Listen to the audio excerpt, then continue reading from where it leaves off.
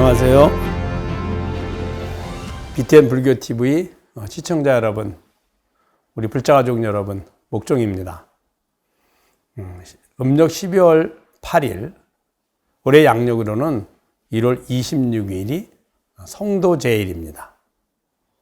성도제일은 부처님께서 성도하신 날 의미입니다. 그럼 부처님께서 성도를 하셨다. 도를 이루셨다. 또 쉽게 얘기해서 깨달음을 얻으셨다. 또 다른 말로는 부처가 되셨다. 이렇게 말을 합니다. 자, 그러면 그 성도의 의미는 무엇을 말할까요? 성도, 도를 이루었다. 그 부처님의 도는 바로 해탈 열반의 도를 말합니다. 즉 부처님께서 해탈 열반을 이루셨다. 이런 의미입니다. 자, 그러면 부처님께서 해탈 열반을 어떻게 이루셨느냐? 그 부처님의 그 일대기를 보면 잘 나와 있습니다. 부처님께서 이 생에 오셔서 태어나시고 출가하시고 그리고 출가해서 수행을 하시고 고행을 하시고 그리고 최종적으로 보리수 아래서 일주일 동안 수행을 하셔서 깨달음을 얻으신 겁니다. 그 과정을 보면 부처님께서 성도하기 전의 모습이 있고 또 성도한 후에 성도한 그것을 끊임없이 이제 언어나 문자로 가르쳐 주셨죠. 그게 이제 불교가 된 겁니다. 자, 그러면 부처님께서 얻으신 해탈 열반의 도, 그것을 한번 더 자세히 볼까요? 부처님께서 깨달음을 얻으시고 나서 성도 일성이라는 말이 있습니다. 제1성이라고도 하고요. 성도하시고 나서 제일 먼저 말씀하신 말이다 이런 뜻입니다. 나는 드디어 해탈을 얻었노라. 나는 중도를 깨달았노라. 그리고 참으로 기이하고 기이하다. 일체 중생이 모두가 다 열애의 덕상과 지혜를 지녔는데 그들이 미망에 빠져서 스스로 생사의 고통에 빠져 있구나 라고 말씀하셨습니다. 자, 그러면 부처님의 성도하신 것은 해탈을 하셨다는 뜻이고 그 다음에는 중도를 깨달았다는 뜻입니다. 그러면 이 중도를 깨달았다 이 말은 무슨 말일까요? 이 내용의 의미를 알려고 하면 부처님께서 깨달으신 과정을 한번 돌아볼 필요가 있습니다. 처음에 부처님께서 이제 룸비니에서 탄생하셨죠? 탄생하시고 나서 하신 말씀이 있습니다. 천상천하 유화독존 삼계계고 아당한지다 이렇게 말씀하셨거든요. 하늘 위 하늘 아래 나홀로 존귀하고 삼계는 다 고통의 세계이다. 그러므로 내가 그들을 편안케 하리라 이런 의미입니다. 그리고 나서 이제 자랐죠. 자라면서 이제 그 태자로서의 수업도 받고 열심히 이제 자랐습니다. 그러다가 이제 출가를 하셨죠. 출가를 하셔서 그 당시에 있었던 철학이나 혹은 종교나 혹은 수행을 다 섭렵을 하십니다. 그리고 나중에 고행을 하시게 됩니다. 6년 동안. 그리고 나서 보리수 아래로 가서 7일 만에 깨달음을 얻으신 거예요. 그러면 깨달음 얻기 전에 그 모습은 어떤 모습이었느냐? 사실은 부처님께서 깨달음을 이 생에서 얻으신 것이 아니라 이미 오랜 겁전에, 무수겁전에 깨달음을 얻으셨고 그 깨달음의 방법을 중생들에게 알려주기 위해서 이번 생에 오신 거죠. 그것을 화신이라고 합니다. 그래서 이미 깨달음을 아셨기 때문에 탄생계를 할 수 있었죠. 천상천하 유아독존 삼매계고 아당한지다. 그리고 나서 그 깨달음을 얻는데 필요한 어떤 방법이, 어떻게 해야만 깨달음을 얻는지 방법을 직접 시연해 보여주신 겁니다. 몸으로 실천해 보여주신 거죠. 처음에는 우리 중생들이 그렇게 누구나가 원하는 부귀 영화를 통해서는 해탈을 얻을 수 없다. 해탈의 의미란 생로병사의 고통으로부터 벗어나는 겁니다. 왜냐하면 일체 중생은 생로병사, 즉 생사윤회의 고통에서 구속해서 벗어날 수 없거든요. 그래서 늙고 병들고 죽음의 고통에서 벗어나는 법을 배우고 그리고 벗어나야만 누구나가 원하는 완전히 행복에 갈 수 있다라고 부처님께서 생각하신 거죠. 그래서 우리들이 누구나가 원하는 부귀 영화로는 생사를 벗어날 수 없다. 그리고 부처님이 누구보다도 뛰어난 능력을 지니셨습니다. 그 당시에 전인도에 많은 나라의 태자들끼리 모여서 시합을 하거나 경쟁을 했을 때 부처님 같이 뛰어난 능력과 무예면 무예, 철학이면 철학, 학문이면 학문, 어느 것도 뒤지지 않았습니다. 즉 중생들이 누구나가 원하는 더 능력이 뛰어난 것들, 아무리 뛰어나도 늙고 병들고 죽음에서 벗어날 수 없다. 그래서 이 두 가지를 버리고 늙고 병들고 죽음에서 벗어나는 방법을 배우기 위해서 출가를 했죠. 그것도 보여주신 겁니다. 그리고는 그 당시에 있었던 수많은 철학과 또 종교, 더 나아가서 수행 방법들을 일일이 다 섭렵을 합니다. 그리고는 다 버리죠. 왜? 그 방법을 통해서는 해탈 열반에 이를 수 없음을 짐짓 다 보여주신 겁니다. 그리고 마지막으로 이제 고행을 합니다. 고행을 하기 전에 이제 그 요기들을 만나서 수행을 합니다. 육사외도라 하죠. 선정에 드는 수행을 합니다. 그 당시 인도에서 가장 뛰어난 스승을 만나서 최고의 선정, 즉 비상, 비비상 처정까지 선정을 얻게 됩니다. 그래도 선정을 얻었을 때는 편안하고 즐겁고 생사의 고통으로부터 벗어난 줄 알았는데 선정에서 일어나서 다시 일상으로 오면 다시 늙고 병들고 죽음의 두려움이 엄습해 왔거든요. 그래서 부처님이 선정을 구하는 수행의 방식도 내려놓습니다. 그리고는 고행을 합니다. 예나 지금이나 수행하면 고통을 참고 인욕고행 이런 것들을 떠올리게 되잖아요. 그래서 6년 동안 누구보다도 더 극심하고 누구보다도 더 오래 누구보다도 더 깊이 고행을 하게 됩니다. 그리고 6년 동안 해서도 본인이 해탈 열반을 얻을 수 없음으로 인해서 그것도 이 방법이 아니다라고 버린 겁니다. 그리고 나서 부처님이 내란자라강에서 목욕을 하고 강 건너 보리수 아래로 간 거죠. 거기에서는 이제껏 했던 부처님이 부귀영화를 버리고 자신의 능력을 버리고 또 갖가지 있었던 철학이니 종교니 수행 방법들을 직접 실천해서 그것이 아님을 직접 다 보여주고 그리고는 고행을 통해서도 완전한 해탈 열반에 이를 수 없음을 직접 보여주시고 그리고 내란자라강을 건너서 붓다가의 보리수 아래로 간 거죠.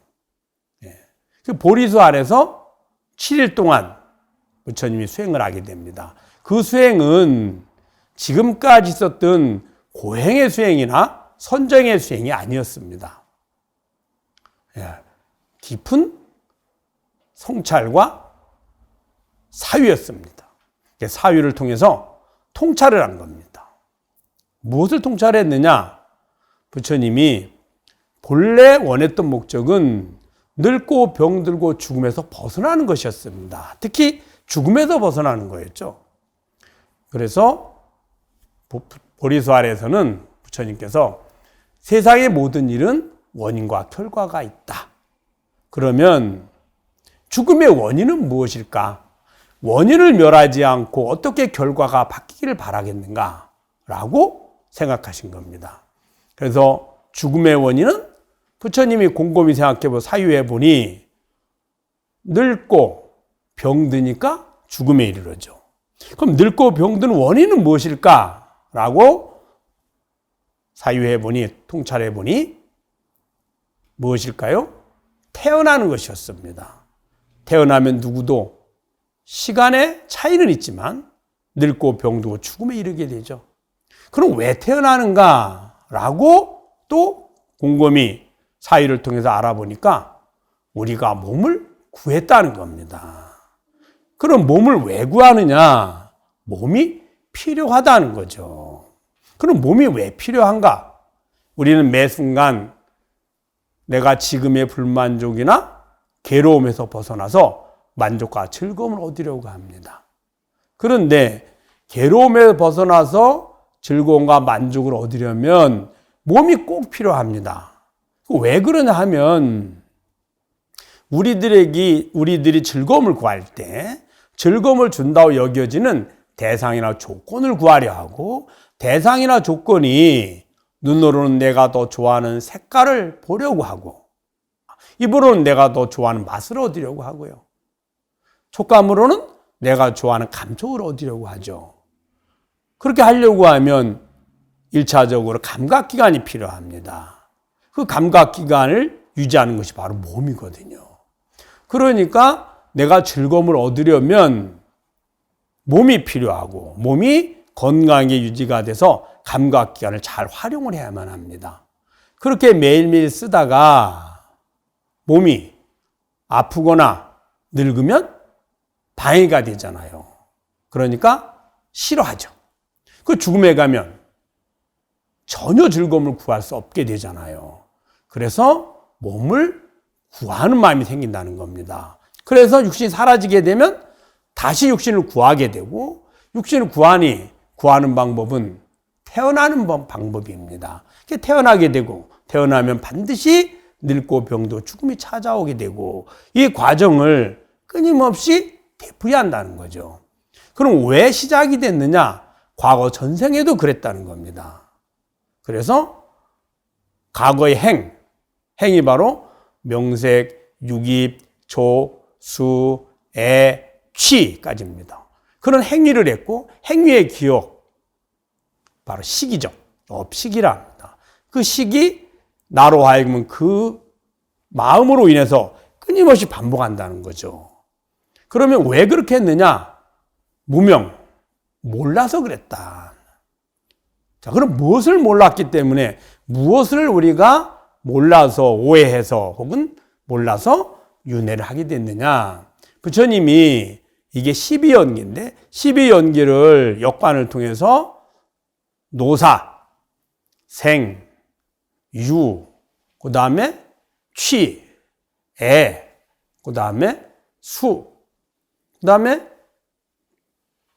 촉, 육입, 명색, 그 다음에 식, 행. 이 과정을 역관을 통해서 보고 그 다음에 다시 순간을 통해서 사까지 보고 반복을 합니다. 반복을 하다 보니까 모든 것의 주인인 나는 변하지 않은 거예요. 그래서 우리가 명색, 육입, 촉, 수, 애, 취, 유 이게 우리의 매 순간의 삶이고 그것이 기억이 업식이 바로 유인데 그 과정 중에 매 순간의 마음이 있고 마음을 몸으로 실천해서 즐거움을 얻으려는 거죠. 그런데 즐거움을 얻든 즐거움을 못 얻든 하루 종일 마음은 주인은 나고 하루 종일 행위의 주인도 나인 거예요. 더 나아가서 다음 생에 몸을 태어났습니다. 태어나서 다시 노사의 과정을 거쳐서 죽음에 이르러도 또 나의 일생이죠. 전생도 나의 일생이고 부처님이 그것을 통해서 깨달음을 얻으신 겁니다. 아, 본래 나는 변하지 않는 거구나. 우리가 생로병사란 내 마음이 내 몸을 구하게 되고 어떤 마음일까요? 괴로운 마음에서 즐거운 마음을 구하려는 그 마음을 매 순간 실천하게 되고 실천한 행위의 기억을 우리는 나로 착각을 해서 집착을 했고 그 마음의 집착에 의해서 몸이 필요하니 몸을 구하게 됐고 구하니까 또 태어나니 다시 늙고 병들고 죽음이 반복되는 거죠.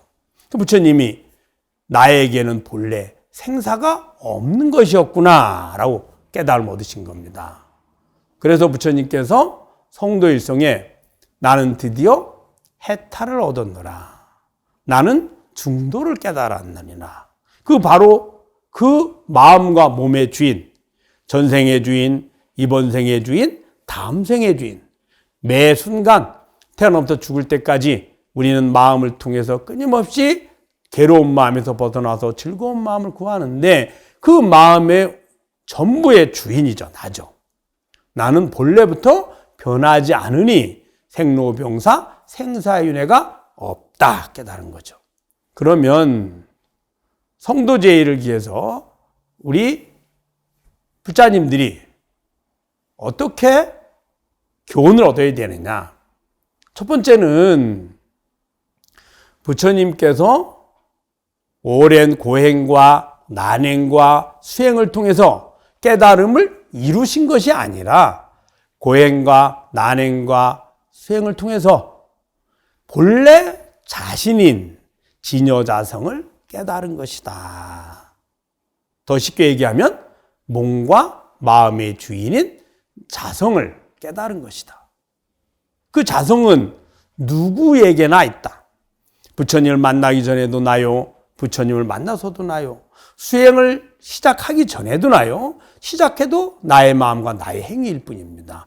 나의 마음과 나의 행위는 매 순간 바뀌지만 주인은 한 번도 바뀐 적이 없습니다. 그 주인을 첫 번째 믿는 겁니다. 그래서 나도 본래 부처님께서 말씀하신 그 본래 진여자성을 지니고 있다. 누구나 알잖아요. 그러니까 내 마음, 내 몸이라고 나의 행위라고 내 것이라고 매 순간 말하고 있잖아요. 내 것의 주인, 내 몸의 주인, 나의 행위의 주인, 내 마음의 주인. 나도 하루빨리 이것을 깨달아서 해탈 열반을 이루어야 되겠다라는 거죠. 첫째는 믿고, 그리고는 매 순간 내 것을 볼 때마다, 내 것이라고 할 때 보고 하는 주인이 있잖아요. 내 몸을 볼 때마다, 내 행위를 알아차릴 때마다, 내 마음을 알아차릴 때마다 대상이나 몸이나 행위나 마음에 집착하지 말고 그것을 보고하는 주인으로 돌아가서 본래 있는 진여자성을 깨달아야 된다라고 실천하는 것, 이것이 꼭 필요합니다. 그 주인을 알아차리는 것을 선문에서는 특히 조사선에서 이목고라는 화두로 대표됩니다. 그래서 행, 주, 자와 어묵, 동정, 행, 갈 때, 주, 머물 때, 좌, 앉아있을 때, 와, 누워있을 때, 몸의 모습이죠. 그 다음에 말할 때, 묵, 침묵할 때, 그 다음에 동, 마음이 움직일 때, 정, 마음이 고요할 때. 즉, 내 몸과 내 말과 내 마음이 움직일 때 그것을 알아차리는 주인, 이것이 무엇인고? 라고 해서 알아차리는 겁니다. 사실은 이것이 무엇인고라고 해서 찾는 것이 아니라 이미 알고 사용하고 있습니다. 그럼 어떻게 하느냐? 방법은 간단합니다. 보는 겁니다. 내가 대상을 보면 보는 주인이 나이고 대상이 내가 아니죠. 그러면 내가 보고 듣고 느끼고 아는 모든 대상은 그 주인이 나이지 대상은 내가 아니거든요. 그래서 저 삼라만상은 내가 아니죠. 주인이 아니란 뜻이죠. 그러면은 내 몸을 바라보면 몸을 바라보는 주인이 있거든요. 이게 내 몸이야 라고 하는 주인. 그러니 내 몸은 아니죠. 자, 내 마음을 보면 어떨까요? 내 마음도 보고하는, 내 마음이 지금 슬퍼, 내 마음이 기뻐, 내 마음이 이렇게 움직이고 있어 라고 아는 주인이 있거든요. 그 마음은 내가 아니고 보고하는 주인이 나죠. 근데 그 주인은 저 대상을 볼 때나 내 마음을 볼 때나 내 몸을 볼 때나 내 행위를 볼 때나 똑같은 주인입니다. 그러면 이것을 어떻게 알아차리느냐? 부처님께서 가르쳐 주신 사념처라는 것이 있습니다. 신념처, 수념처, 심념처, 법념처. 이 네 가지가 있는데 조사선에서는 네 가지를 따로 하지 않습니다. 왜? 보는 주인이 동일함으로 동시에 신념처, 몸의 행위나 몸을 보는 거죠. 수념처, 느낌을 느끼는 겁니다. 느낌이 나는 아니거든요. 느낌을 느끼고 아는 주인이 나이잖아요. 또 마음을 보는 겁니다. 그 느낌을 느껴서 마음이 일어나는데 그 마음을 보죠. 또 대상을 보는 겁니다. 그래서 몸과 느낌과 마음과 대상을 동시에 봅니다. 동시에 보는 주인이 같기 때문이에요. 이렇게 수행하는 것이 바로 본래 나인, 변하지 않는 나인 치녀자성을 찾는 방법이다. 가장 쉽고 또 한 번 찾으면 다시는 변하지 않는 완전한 방법입니다. 성도제를 맞이해서 여러분들께서 지금 이 순간에 이 방송을 듣고 알고 느끼는 주인을 찾는다면 그것이 바로 부처님께서 이번 생에 오셔서 이 생에 오셔서 우리에게 가르쳐 주신 그 가르침의 목적을 달성하는 것이기도 합니다. 그것이 또한 부처님의 그 은혜의 공덕에 우리가 보답하는 길이고요. 여러분 잘 아셨죠? 한번 수시로 실천해 보시기를 당부드립니다. 감사합니다.